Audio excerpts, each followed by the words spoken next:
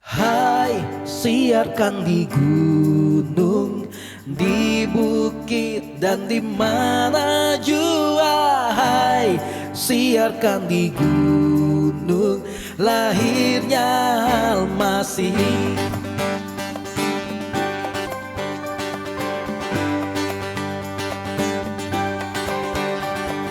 Hai, siarkan di gunung, di bukit dan di mana jua. Hai, siarkan di gunung, lahirnya Al-Masih. Di waktu kaum gembala menjaga dombanya, terpancar dari langit cahaya mulia. Hai, siarkan di gunung, di bukit dan di mana jua. Hai, siarkan di gunung, lahirnya Al-Masih. Oh, hai, siarkan di gunung, di bukit dan di mana jua. Hai, siarkan di gunung, lahirnya Al-Masih. Gembala sangat takut ketika mendengar nyanyian bala surga, gempita menggelegar. Hai, siarkan di gunung, di bukit dan di mana jua. Hai, siarkan di gunung, lahirnya Al-Masih.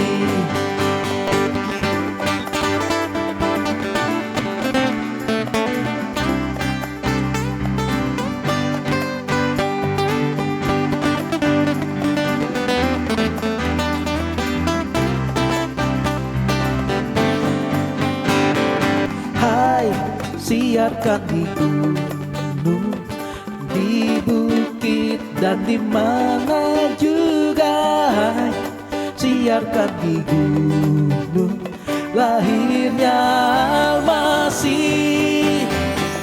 Hai, siarkan di gunung, di bukit dan di mana juga.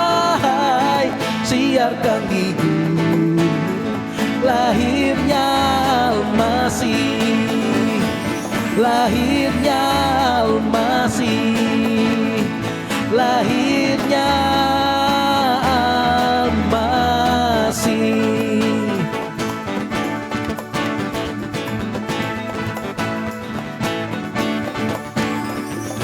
Kita surga bergema, lahir Raja mulia, damai dan sejahtera turun dalam dunia. Bangsa-bangsa bangkitlah dan bersoraklah serta permaklumkan kabar baik. Lahir Kristus terang ajaib, kita sorga bergema, lahir Raja mulia.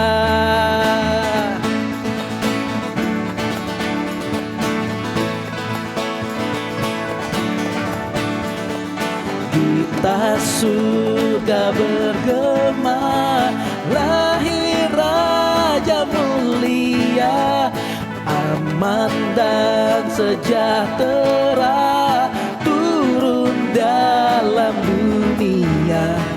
Bangsa-bangsa bangkitlah dan bersoraklah serta permaklumkan kabar baik.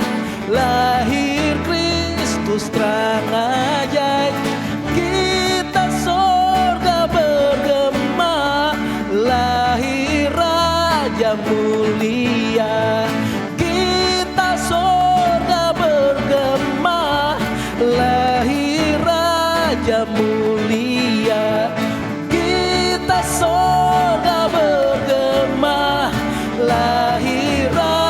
Raja mulia.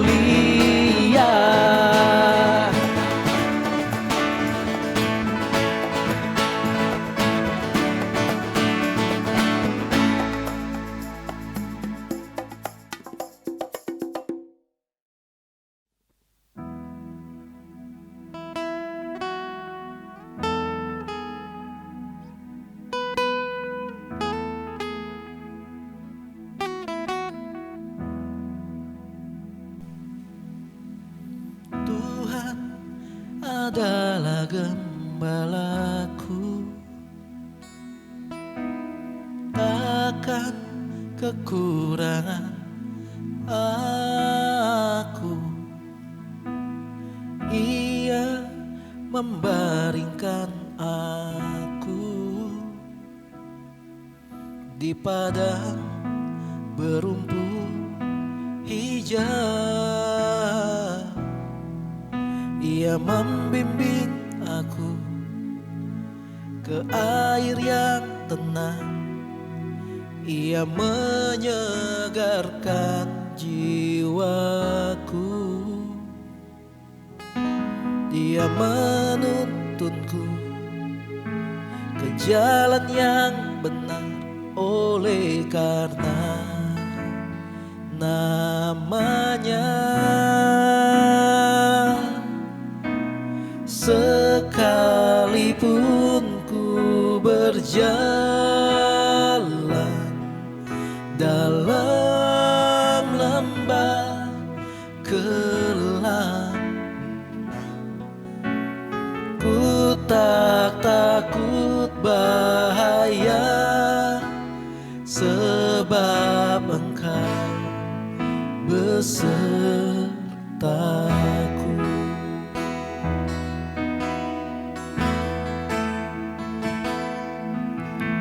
Tuhan adalah gembalaku,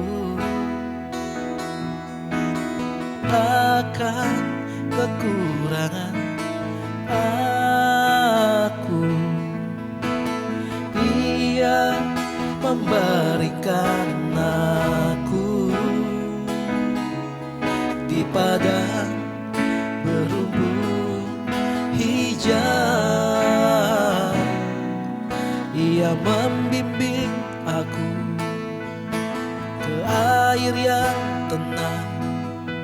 Dia menyegarkan jiwaku. Ia menuntunku ke jalan yang benar, oleh karena namanya. Sekalipun ku berjalan dalam lembah gelap, ku tak takut bahaya, sebab Engkau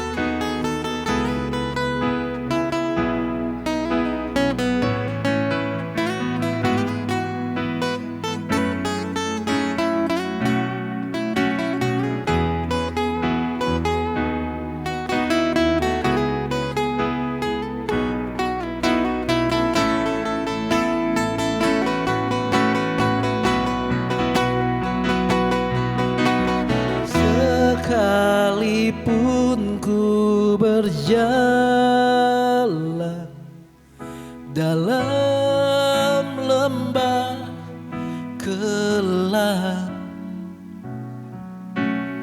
Ku tak takut bahaya, sebab Engkau besertaku. Sekalipun ku berjalan dalam lembah gelap, ku tak takut bahaya, sebab Engkau besertaku. Sebab Engkau besertaku. Sebab Engkau besertaku.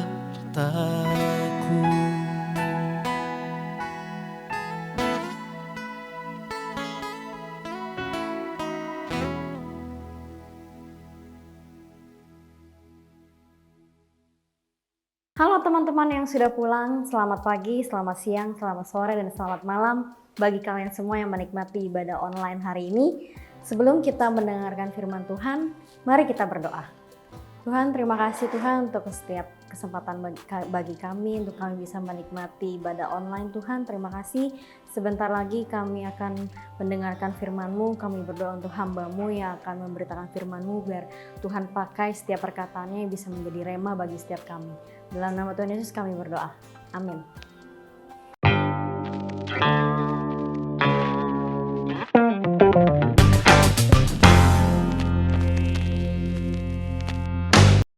Happy Sunday teman-teman, welcome home kepada teman-teman yang bergabung. Nah, bulan ini, udah bulan Desember nih, bulan yang baru lagi, dan kita ada tema baru yaitu To be a disciple is a faith journey.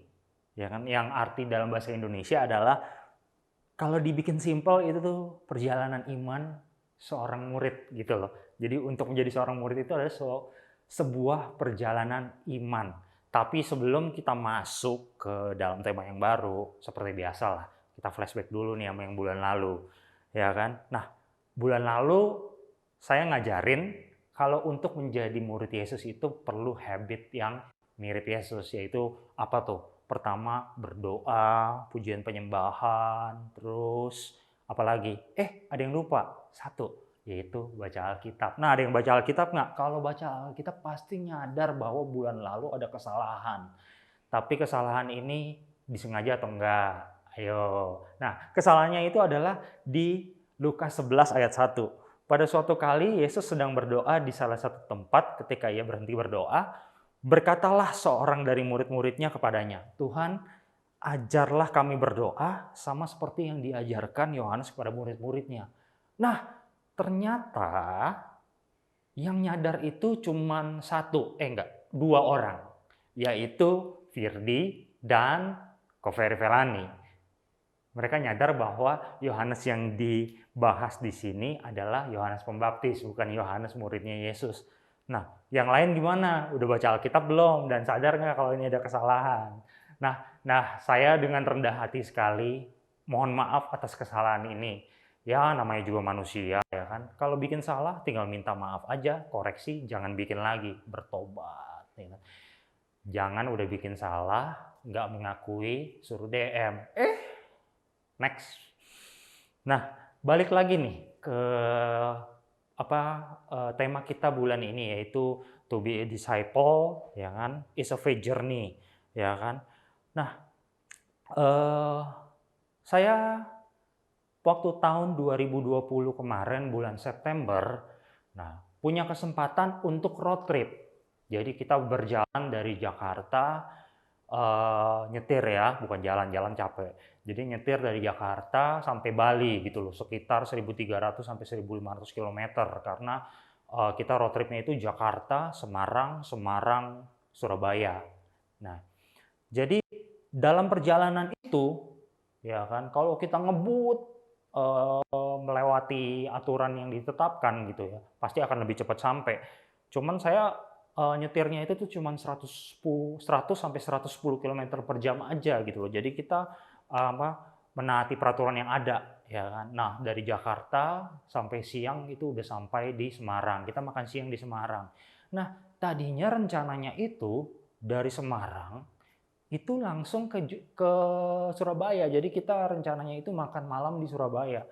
Tapi karena ada saran-saran, ya kan, jadinya kita dari Semarang ke Borobudur dulu. Nah, karena ada saran-saran, nah jadinya kita dari Semarang malah ke Borobudur. Kita ngeteh dulu, ya kan, di Borobudur. Akhirnya kita makan malam di Borobudur gitu, di sekitar area Borobudur. Dan kita sampai di Surabaya itu sekitar jam 2 pagi. Akhirnya kita sampai hotel jam 2 pagi, tidur seadanya, jam 7 pagi udah harus jalan lagi ke Bali dan sore baru sampai Bali. Nah, apa sih yang mau disampaikan dari perjalanan ini? Ya kan, liburan? Bukan. Maksudnya dari kita sebagai murid, ya, perjalanan itu nggak sesuatu yang mulus juga gitu loh. Kadang kita udah menetapkan, oh kita tujuannya mau ke situ. Ya tentunya sebagai seorang murid Yesus tujuan kita adalah menjadi sempurna seperti Yesus gitu loh. Menjadi semakin mirip Yesus. Tapi dalam perjalanannya ya kan, dari mulai kenal Yesus, memutuskan untuk ikut Yesus, terus proses perkembangan dalam rohani dan iman kita kan nggak selalu mulus gitu loh. Tapi hal ini bukan menjadi sebuah masalah kan, karena setiap orang punya pace-nya, punya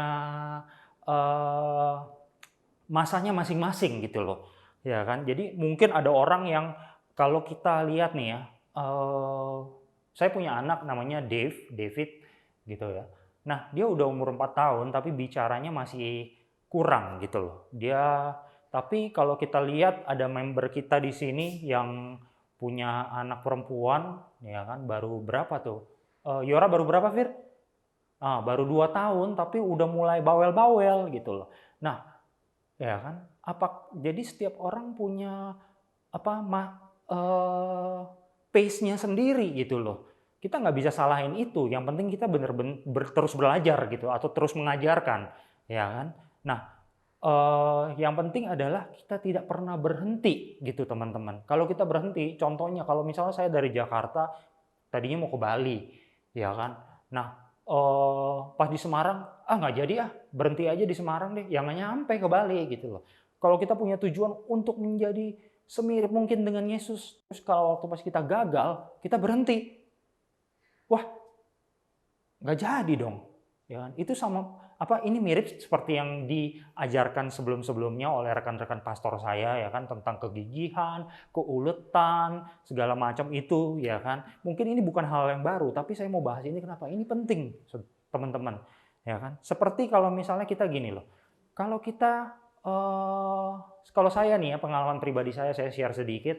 Nah, saya mengenal Yesus itu bukan mengenal Yesus deh. Pertama kali ke gereja. Ya, pertama kali ke gereja itu sekitar tahun 2004-2005 gitu loh. Ya kan. Jadi saya itu waktu itu baru putus cinta. Jadi waktu itu saya baru putus cinta, teman-teman, ya kan. Jadi tuh rasanya dunia runtuh, tak ada harapan. Isinya denger-denger lagu-lagu yang melo yang bikin pengen gitu loh. Ya kan, terus ada teman saya yang teman satu band waktu itu, ya kan, yang ngajakin, "Wan, ke gereja aja malam minggu daripada malam minggu madesu ya kan, malah inget-inget si itu terus gitu loh." Ya kan, terus saya pikir waktu itu saya tuh anak band, teman-teman, ya kan. Rambut gondrong, terus pirang, ya kan. Dan kayaknya itu bukan bukan suatu penampilan yang umum gitu di gereja ya kan. Jadi ya saya menolak gitu loh. Terus akhirnya diajak lagi, nolak lagi, diajak lagi sampai akhirnya nggak bisa nolak. Kenapa? Karena udah enak juga sedih-sedih mulu di rumah, malam minggu nggak ngapain karena udah nggak punya pacar ya kan. Nah jadinya saya ikutlah ke gereja waktu itu di salah satu gereja di Kelapa Gading. Kok Ferry tahu ini nih gerejanya yang mana? Nah waktu pas saya ke gereja itu ya kan ya seperti saya harapkan lah ya bahwa semua mata tertuju pada saya gitu loh. Siapakah ini orang yang gondrong rambutnya pirang tiba-tiba nongol di gereja ya kan? Tapi saya menemukan sebuah penerimaan gitu loh teman-teman. Akhirnya dari situ akhirnya saya oke balik lagi ke gereja itu, balik lagi ke gereja itu, balik lagi ke gereja itu sampai saya memberikan diri untuk dibaptis, memberikan diri untuk mengikuti Yesus gitu loh. Tapi apakah ketika saya mau memutuskan diri untuk ikut Yesus, perjalanan iman saya itu stop? Enggak. Saya belajar terus dan banyak sekali pertanyaan yang di kepala saya waktu itu. Kakak rohani saya mungkin juga udah pusing kali ya, nanya ini, nanya ono tentang kenapa begini, kenapa begitu, kenapa begini, kenapa begitu, tentang Alkitab, tentang firman, tentang Yesus dan lain-lainnya gitu loh. Tapi dengan perjalanan itu, ya kan, apakah semuanya mulus? Enggak juga. Kadang-kadang saya bikin kesalahan, teman-teman. Kadang-kadang saya bikin salah. Oh iya, ternyata jatuh dalam dosa. Bertobat, bangkit lagi. Terus ada bikin salah lagi, bertobat, bangkit lagi. Ya kan, sampai akhirnya saya mendengar seorang pengkhotbah yang membahas kitab Ayub. Waktu itu dia khotbah dari jam 7 malam sampai jam 12 malam. Tapi saya nggak beranjak. Wah, saya bener-bener, kitab Ayub bisa se-wow itu gitu ya, segala macam gitu. Dan akhirnya saya tahu interest saya itu di mana gitu loh. Saya demen dengan pengajaran Alkitabiah gitu loh. Akhirnya saya mulai belajar intens, ketemu dengan orang-orang yang tepat yang ngajarin saya tentang firman dan yang benar ya, bukan firman yang palsu gitu loh. Itu tentang Injil segala macam. Nah, itu wah banget, saya makin bertumbuh. Iman makin bertumbuh, pengetahuan tentang firman makin bertumbuh, ya kan? Dan apakah proses ini mulus-mulus saja? Kembali lagi, enggak. Banyak tantangan yang saya alamin, banyak juga kejatuhan yang saya alamin. Cuman saya memutuskan untuk berjalan terus sampai akhirnya ketemu beberapa pendeta, didoakan, dinubuatkan bahwa saya akan jadi pengajar, seorang pendeta, seorang pastor, apapun itu sebutannya lah ya. Tapi saya nggak mau. Saya pikir ya udah saya seorang pelajar saja, memperhatikan firman aja gitu loh. Didoakan 1 pendeta, 2 pendeta, 3 pendeta, 4 pendeta, sampai saya udah nggak bisa hitung lagi, semuanya isinya sama. Akhirnya saya menyerah dan akhirnya saya memutuskan untuk belajar di Sekolah Tinggi Teologia, STT. Kalau pada waktu itu saya membuat sebuah kesalahan atau jatuh dalam dosa, terus saya udah deh, kayaknya udah males lagi deh, saya patah semangat gitu ya. Mungkin saya nggak akan sampai di titik masuk ke STT, saya belajar lebih dalam lagi dan akhirnya bisa berbicara di depan kalian semua gitu loh, ya kan? Sama kayak misalnya kita lihat salah satu murid Yesus yang terkenal gitu loh, yaitu namanya Simon. Iya, namanya itu Simon artinya. Kita mengenal dia dengan Simon gitu. Padahal dengan bahasa aslinya itu Simon. Nah, Simon gitu loh. Nah, Simon ini siapa? Simon itu adalah murid yang diberi nama oleh Yesus, yaitu Kefas dalam bahasa Aramnya, yang artinya batu, rock gitu loh. Dan dalam bahasa Yunaninya adalah Petras, yang kita kenal dengan Petrus. Nah, Petrus ini seorang nelayan, teman-teman. Seorang nelayan di Danau Galilea. Dan Danau Galilea ini banyak nama ya. Disebut Danau Galilea, Danau Tiberius. Jadi jangan bingung gitu loh dengan beberapa sebutan Danau Galilea. Nah, ketika waktu itu Yesus itu mengajar di pinggir Danau Galilea gitu loh. Dan si Petrus ini dia baru aja semalaman. Nah, nelayan kan kalau menjala ikan itu tuh di malam hari kan, ya kan? Nah, dia itu udah semalaman nyari ikan, nggak dapat sama sekali gitu loh.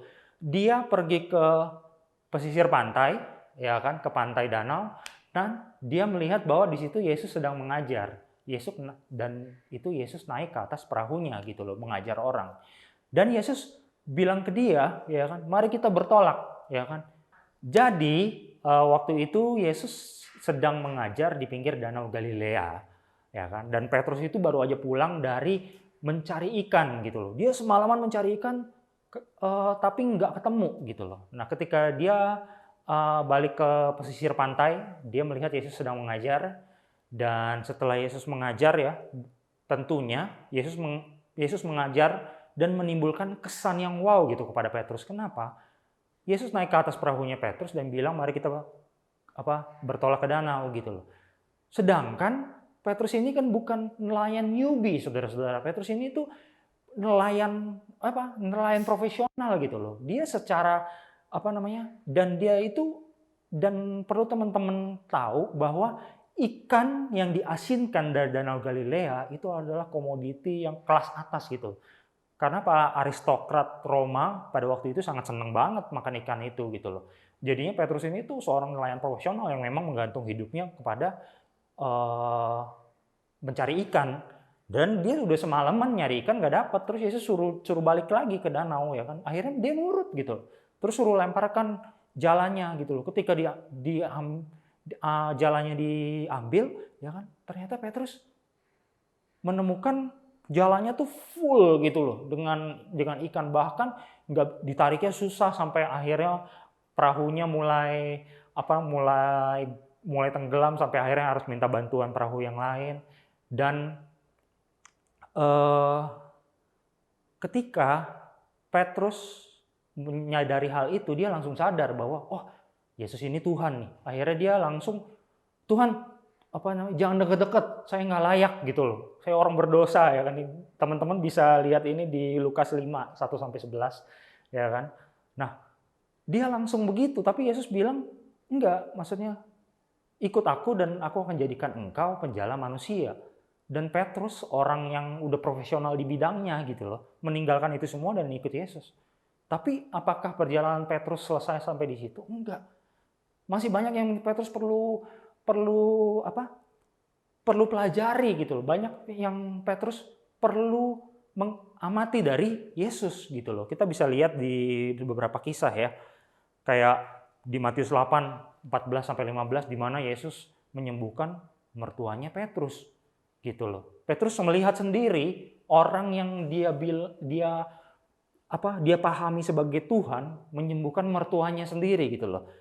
Terus di Matius 14 dimulai dari ayat 22 di mana waktu itu ya teman-teman udah pasti tahu lah ya, di mana Yesus berjalan di atas air, ya kan, waktu pas ada badai mereka gini terus Yesus berjalan di atas air. Yang lain pada takut, cuma Petrus doang, Tuhan itukah engkau? Kalau itu engkau, saya juga mau berjalan. Langsung Petrus itu seorang pelaku firman, dia tuh bukan hanya seorang follower yang pasif doang gitu loh, dia pengen. Jadi dia berjalan di atas air, tapi nggak sampai di situ. Ternyata di tengah jalan dia ada keraguan, makanya dia mulai tenggelam. Gitu loh. Kadang-kadang di dalam perjalanan kita juga kita ada masa-masa di mana kita ragu, tapi teman-teman teruslah berjalan, jangan berhenti di situ. Seperti Petrus nggak berhenti di situ juga. Nah, kita lanjut lagi. Nah, ini salah satu pengakuan Petrus yang mencengangkan. Di saat di dalam Matius 16 ya, judulnya pengakuan Petrus. Ya kan? Nah, jadi Yesus itu bertanya, menurut kalian, menurut kamu, siapakah aku? Ada yang jawab, kamu adalah Elia, kamu adalah ini, enggak. Terus Yesus bertanya terus sampai akhirnya, kalau di dalam bahasa aslinya, Yesus berkata gini loh, menurut kamu, kata ganti orangnya itu sampai dipakai 2 kali. Dan di dalam bahasa Yunani kalau sampai dipakai 2 kali begitu artinya penekanan. Artinya menurut kalian sendiri, menurut kamu sendiri siapakah aku? Dan Petrus langsung ngomong, engkau adalah Mesias.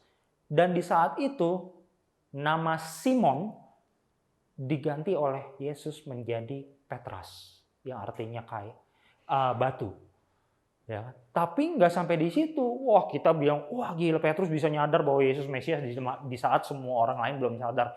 Tapi kita tahu lanjutan dari situ ketika Yesus bilang bahwa dia harus ditangkap, mati dan bangkit, ya kan? Petrus menegur. Bayang pun. Nah, pokoknya itulah, ya kan? Seorang Petrus menegur seseorang yang dia sendiri pahami bahwa itu adalah Tuhan dan Mesias. Nggak tahu pikirannya pada waktu itu gimana. Dia menegur, oh jangan dong, jangan sampai itu terjadi. Itu apa ya kan? Itu ada kisahnya di Matius 16, ya kan? Terus Yesus, seseorang yang baru menyadari bahwa Yesus itu bukan menyadari ya, mendeklar bahwa Yesus itu Mesias, ya kan?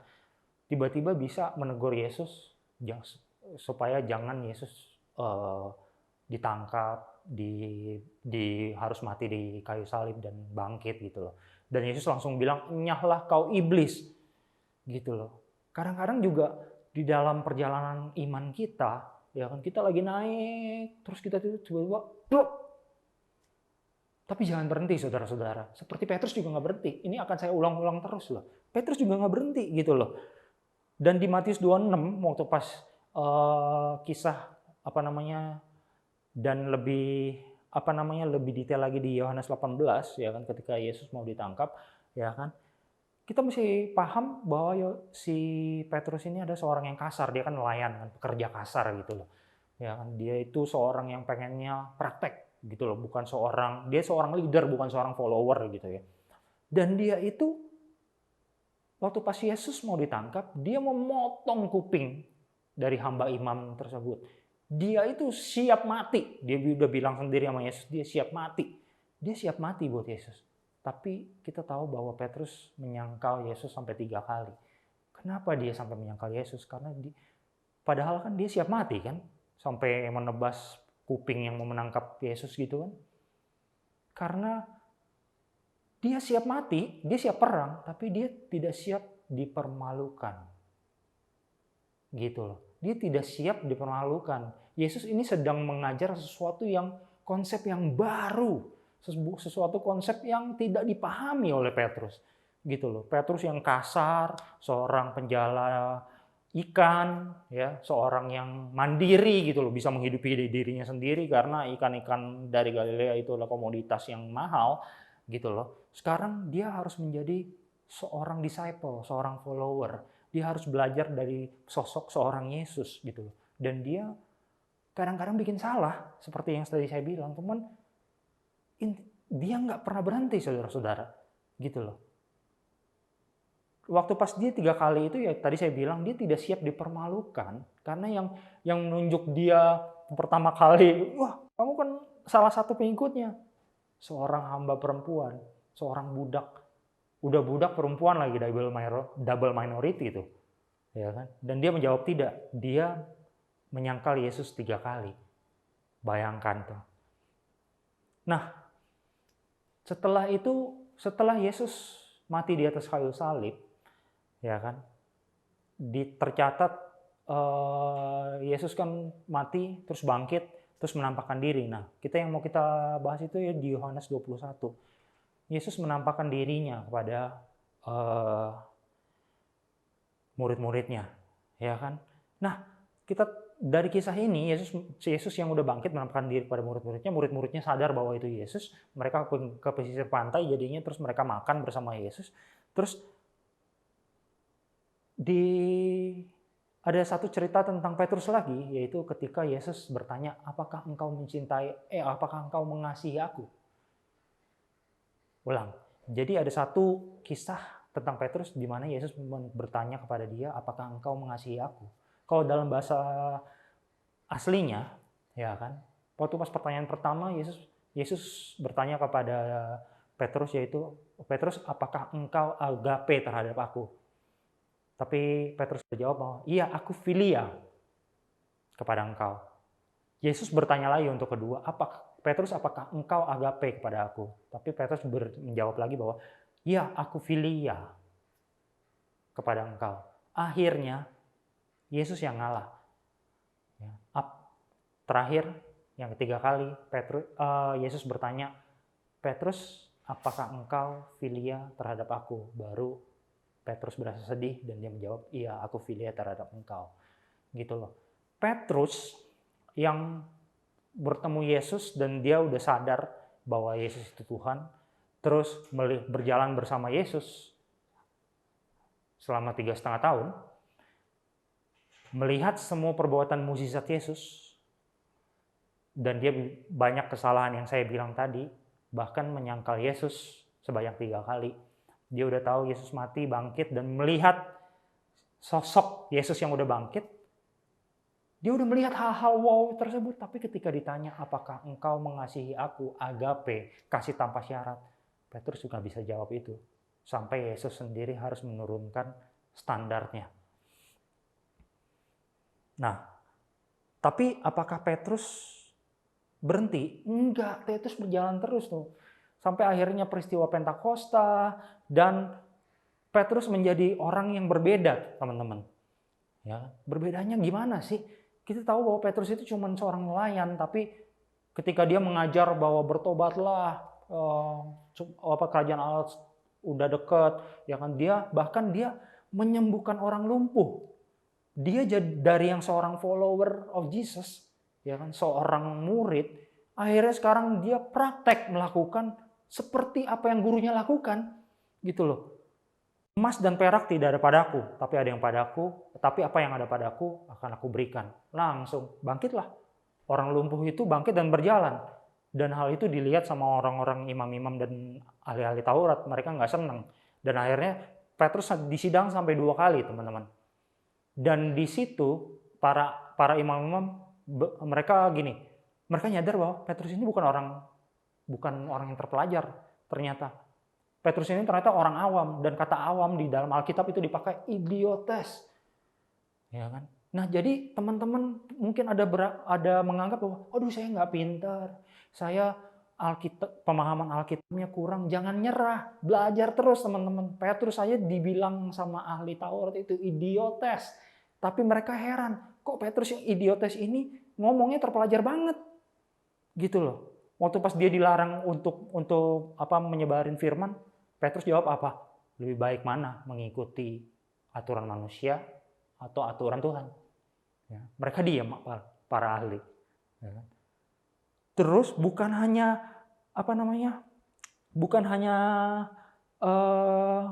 menyembuhkan orang lumpuh, tapi Petrus juga membangkitkan orang mati. Nih, ada di Kisah Para Rasul 9 mulai ayat 36. Jadi Petrus membangkitkan Tabita. Terus apa sih yang mau dibahas? Maksudnya dari semua contoh ini gitu loh. Ya kita mungkin seperti kita sekolah ya. Awal-awal kan nggak langsung SMP, nggak langsung SMA, nggak langsung kuliah, kecuali mungkin jenius gitu loh ya. Kita ada tahapannya, kita masuk playgroup, kita masuk TK, terus kita naik ke SD, kita naik SMP, kita naik SMA, kuliah, dan lain-lain, ya kan. Dan di saat kita belajar itu, waktu pas anggaplah kita di SD, 1 tambah 1, 2, naik lagi, 2 kali 2, 4, ya kan. Mungkin ada yang tinggal kelas, karena nggak bisa mengikuti. Mungkin ada yang malah percepatan kelas gitu loh, lengkap, karena udah terlalu pintar, ya kan. Mungkin juga ada yang biasa-biasa aja gitu loh. Tapi yang pasti adalah satu, teman-teman. Kita sebagai murid Yesus, perjalanan iman kita tidak boleh berhenti. Kita harus terus berjalan menuju tujuan kita yang udah kita tetapkan, yaitu semakin mirip Yesus, semakin sempurna kayak gitu loh. Jadi kita jalan terus TK, SD, SMP. Walaupun ujiannya makin sulit kan, kayak gitu loh. Sama seperti kalau bayi makan lembek ya kan, terus makin lama makanannya juga makin keras dong. Kayak kita sekarang bisa makan kacang goreng gitu yang keras ya kan. Nah, kalau kita demennya firman yang lembek-lembek terus, yang enak-enak terus, dan yang itu mulu, perlu dipertanyakan apakah kita sudah berjalan dalam proses kita atau kita sebenarnya stuck. Gitu loh. Karena kalau udah seumur Firdi 35, 36, terus tapi dia masih makannya bubur terus. mungkin ada yang salah gitu sama dia ya kan, atau dia cacat gitu ya kan. Dan itu perlu dipertanyakan juga dalam pertumbuhan iman kita. Apakah pertumbuhan iman kita mengalami kecacatan, stuck, atau pertumbuhan iman kita terus berjalan progresnya. Dan di dalam bulan Desember ini, di mana kita menanti-nantikan ulang tahun Jesus Christ, hari Natal gitu ya, dan udah ada pohon Natal, ya kan, di mana orang-orang mempersiapkan semua ornamen-ornamen untuk Natal. Tapi apakah kita sudah mempersiapkan hati kita untuk menerima Yesus yang sebenarnya? Kenapa saya bilang Yesus yang sebenarnya? Karena banyak orang yang cuma melihat Yesus dalam bentuk fisik bayi. Oh, Yesus lahir. Tapi kita lupa bahwa Yesus itu tumbuh besar juga, ya kan? Dia tumbuh besar, dia menjadi rabi, dia menjadi Mesias bagi kita, ya kan? Dan banyak orang yang karena stuck di Yesus yang di dalam pemikirannya itu Yesus yang baik terus, ya kan? Mereka cuma mikir bahwa oh, Yesus yang penuh kasih, tapi mereka lupa bahwa Yesus datang untuk membawa penghakiman dan pedang juga. Gitu. Jadi kita cuma pengen ambil comot-comot gitu loh. Oh, Yesus yang ini nih yang bisa saya terima, tapi Yesus yang ini saya nggak bisa terima. Dan perjalanan iman akan membukakan itu semua. Proses rohani kita akan membukakan itu semua. The all truth, keseluruhan siapakah itu Yesus. Yesus yang penuh kasih. Dan Yesus yang penuh kemarahan terhadap ketidakbenaran. Dan dalam Desember ini, saya mendoakan teman-teman semua supaya tahun 2022 nanti semakin baik. Bukan hanya semakin baik secara fisik, secara mental, tapi juga secara rohani. Di mana saya mendoakan supaya proses rohani kita, proses iman kita terus berjalan, makin naik, semakin sempurna menjadi seperti Yesus. Happy Sunday teman-teman. God bless. Mari kita mempersiapkan diri untuk perjamuan kudus.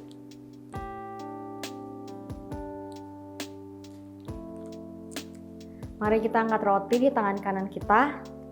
Demikian firman Tuhan, sebab apa yang telah kuteruskan kepadamu telah aku terima dari Tuhan, yaitu bahwa Tuhan Yesus pada malam waktu ia diserahkan, ia mengambil roti dan sesudah itu ia mengucap syukur atasnya, ia memecah-mecahkannya dan berkata, inilah tubuhku yang diserahkan bagi kamu, perbuatlah ini menjadi peringatan akan aku.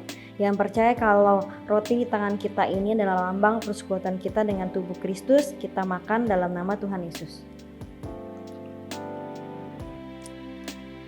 Mari kita angkat anggur di tangan kanan kita. Demikian juga ia mengambil cawan sesudah makan lalu berkata, cawan ini adalah perjanjian baru yang dimateraikan oleh darahku. Perbuatlah ini setiap kali kamu meminumnya menjadi peringatan akan aku. Yang percaya kalau anggur di tangan kita ini adalah lambang persekutuan kita dengan darah Kristus, kita minum dalam nama Tuhan Yesus.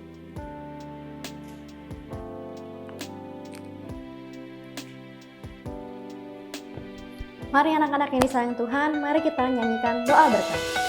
Tuhan memberkatimu. Tuhan melindungimu. Dia menyinarimu dengan wajahnya dan memberikan kasih karunia. Tuhan menghadapkan wajahnya dan memberi damai sejahtera.